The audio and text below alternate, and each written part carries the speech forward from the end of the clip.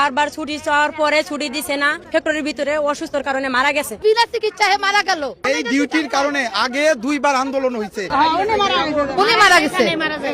একটি কারখানার নারী শ্রমিক অসুস্থ থাকার পরেও বারবার ছুটি চাওয়া হলেও তাকে ছুটি না দেওয়ায় সে বিনা চিকিৎসায় কারখানার ভেতরেই মারা যায়। এই ঘটনাকে কেন্দ্র করে কারখানার শ্রমিকরা বিক্ষুব্ধ হয়েছেন এবং ইতিমধ্যে দুইটি আঞ্চলিক সড়ক বেশ কিছু সময় বন্ধ ছিল। আমরা বিক্ষুব্ধ শ্রমিকদের সঙ্গে কথা বলতে চাই এবং জানতে চাই কে মারা গিয়েছে। একজন মহিলা কালকা বারবার ছুটি চাওয়ার পরে ছুটি দিছে না, তার কারণে সে ফ্যাক্টরির ভিতরে অসুস্থর কারণে মারা গেছে। সুস্থ ছিল দেখে 5 দিন অ্যাবসেন্ট করে আসছে, বলছে মেডিকেল আইছে ছুটি পাস করার জন্য, ছুটি পাস করছে না। এরপরে অসুস্থ ছিল, সকালতে অসুস্থ, এরপরে 5টার সময় ছুটি চাইছে, দিছে না। লাঞ্চে ছুটি চাইছে, দিছে না। এরপর 8টার সময় ছুটি চাইছে, দিছে না। শেষ 12টা পর্যন্ত রেখে গেছে। আজকে একটা না, আজকে 5 দিন ধরে 12টা পর্যন্ত ডিউটি করে। সুপারভাইজারে যদি ছুটি দেয় ইনচার্জের কাছে যাওয়া লাগে, ইনচার্জের ছুটি দিলে পিএমের কাছে যাওয়া লাগে। একটা মানুষের অসুস্থ শরীর অবস্থা ঘুরতে ঘুরতে হিয়ানেও অসুস্থ হয়ে যায়, তবু তাগো মানবতা কাজ করে না। রাতে 12টায় ও নাইট করবে, ফুল নাইট করবে, ওদের ফুল নাইটে রেখে দিছে। ও বলছে আমি অসুস্থ, আমাকে ছুটি দেন, আমার খারাপ লাগতেছে না, দেয়নি।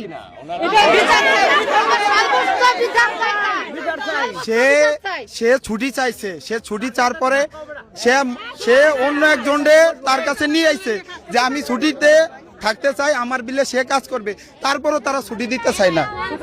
সে কেউ অসুস্থ, তার বিলে আর একটা লোক দিছে, তারপরও তারা ছুটি দেওয়া যাবে না। এরকম ভাবে নির্যাতন চলে। হামজা আর সুপারভাইজারের নাম জানি কি শাহজালাল, বলে যে উনি মারা গেছে।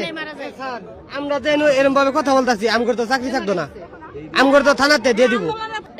স্যার এই অফিসে নামাজ পড়ার সময় দেয় না। শনিবার থেকে বিগত এই যে আজকে বৃহস্পতিবার প্রতিটা দিন নাইট 4টা 5টা মানে কোন ফ্লোরে একটা লাইনও বাদ যায় না। আপনাদের এই বিক্ষোভ বা আন্দোলন কতক্ষণ চলবে?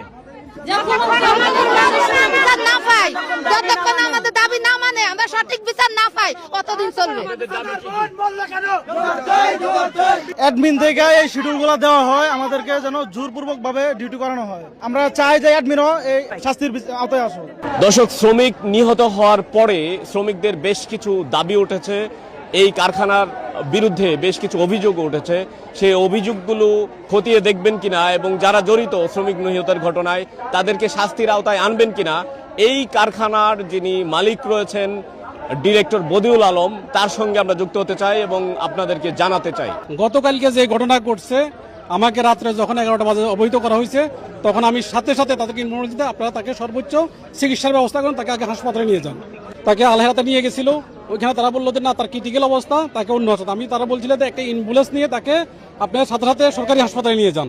তারা ওইখানেও তাকে নিয়ে গেছে। ওইখানে নেওয়া যাওয়ার পরে তাকে যখন আবার ইসিজি বা যে চিকিৎসাগুলো দেওয়ার দরকার ডাক্তার সেভাবে করে তাকে বললো যে সে মৃত ঘোষণা করা হয়েছে। আপনারা যেটা বলছেন যে আগে দুইটা কথা বলছেন, দুজনকে বাদ দিয়ে দেওয়া হয়েছে। তদন্তাধীন বিষয় যে এখানে সে কার কাছে ছুটি চেয়েছিল, এটা আজকের বেলা ঘটনাটা ঘটেছে। তো আমরা এই তদন্ত করছি যে এখানে দোষী যারা, তাদেরকে আমরা আইনের আওতা তুলে দিব, আমরা আইন অনুযায়ী ব্যবস্থা গ্রহণ করব। শ্রমিক আইন কেন মেনে চলেন? আমাদের ফ্যাক্টরি 100% কমপ্লায়েন্স ফ্যাক্টরি, আমাদের বিভিন্ন ইন্টারন্যাশনাল বাইরেরা কাজ করে। আমাদের ফ্যাক্টরিতে 100% শ্রম আইন মেনে আমরা কাজ করি। কয়টা পর্যন্ত ডিউটি চলে? এখানে আমাদের ফ্যাক্টরিতে নরমালি যে আমাদের অফিস আওয়ার সেটা 8 ঘন্টা। যদি কখনো শিপমেন্টের কারণে হয়, তখন শিপমেন্টের জরুরি কারণে আমাদের তদন্ত সাপেক্ষে যথাযথ ব্যবস্থা নেবে। যদি তাদের ম্যানেজমেন্ট কর্তৃপক্ষের কারো কোনো ধরনের অবহেলা থাকে, নেগলিজেন্স থাকে, তারা তাদের বিরুদ্ধে যথাযথ ব্যবস্থা নেবে এবং ওই যে শ্রমিক যিনি মারা গেছেন তার পরিবারের কল্যাণার্থে তারা একটা ব্যবস্থা করে। তারা তাদের একটা বিক্ষোভের অংশ হিসেবে অল্প কিছু সময়ের জন্য রাস্তা বন্ধ করেছেন। এই মুহূর্তে পরিস্থিতি স্বাভাবিক এসেছে। এই যে একজন নারী শ্রমিক বিনা চিকিৎসায় ছুটি চেয়েও না পেয়ে বিনা চিকিৎসায় কারখানার ভেতরে মারা যায়, এই মারা যাওয়ার পেছনে যারা জড়িত সকলকেই আইনের আওতায় এনে দৃষ্টান্তমূলক শাস্তি নিশ্চিত করতে হবে, এই হচ্ছে শ্রমিকদের দাবি। প্রিয় দর্শক, একটি নারী শ্রমিক মারা যাওয়ার ঘটনাকে কেন্দ্র করে বিক্ষোভের জন্ম নিয়েছে শ্রমিকদের মধ্যে। সেই চিত্র কারখানার ভেতর থেকে জানানোর চেষ্টা করছিলাম। সঙ্গে ছিলাম মোহাম্মদ মুজাহিদ, সময়ের আলো, গাজীপুর।